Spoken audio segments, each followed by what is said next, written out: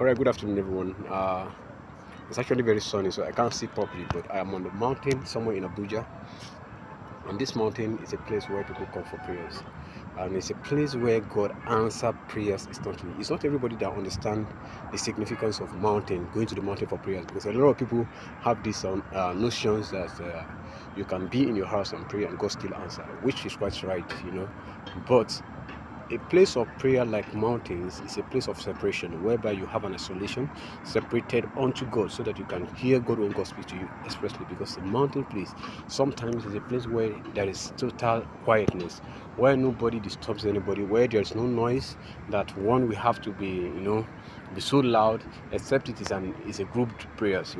So it's a place where you can come hear God, listen to the words of God, and at the same time apply some of the information and instruction that God must have given to you to be able to apply it in your life and see it working.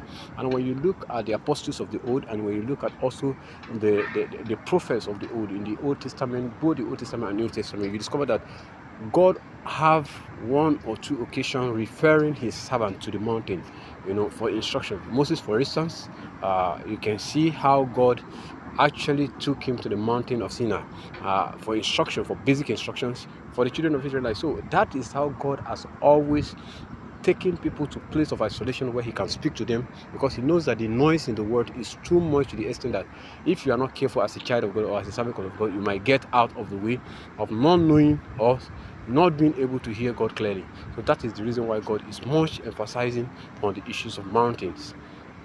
You understand? So we must to understand that mountain is a place where God presence most times dwells, and that is where God speaks to his people. So we must acknowledge that. And lastly,